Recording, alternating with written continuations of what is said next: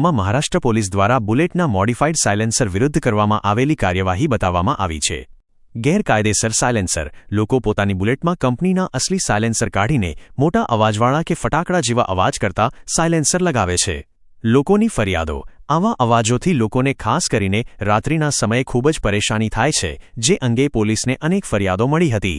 Police कार्यवाही पोलीसे रस्ता पर bullet चालकोने रोकीने घटना स्थळे ज हथोड़ा वडे सायलेन्सर तोड़ी नाख्या हता अथवा तेने जप्त करवानी कामगीरी करी हती।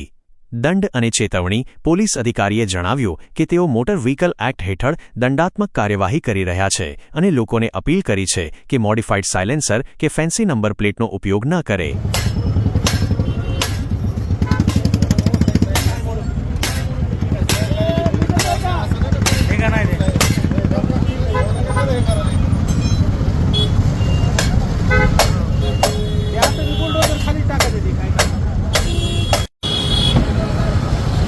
जाओ का मग आता काय चहा बघ थांबा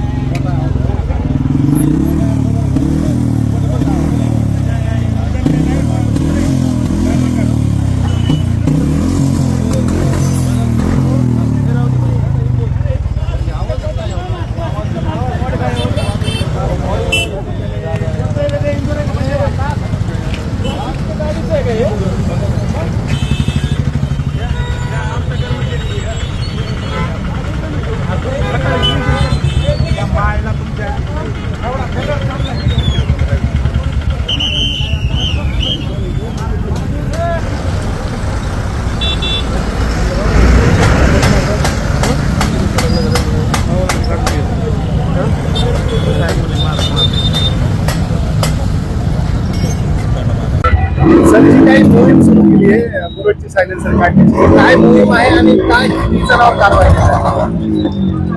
मुळात हे सायलेन्सर अवैधरित्या बसवलेले आहेत। मूळचे कंपनीचे सायलेन्सर काढून आवाज करणारे फटाका वाजणारे सायलेन्सर बसवले आलेले आहेत आणि या सायलेन्सर मुळे जनतेच्या अनेक तक्रारी आहेत की जे असे सायलेन्सरचे आम्हाला रात्री बेरात्री त्रास होतो, दिवसा पण आवाज करत मुलं हिंडतात।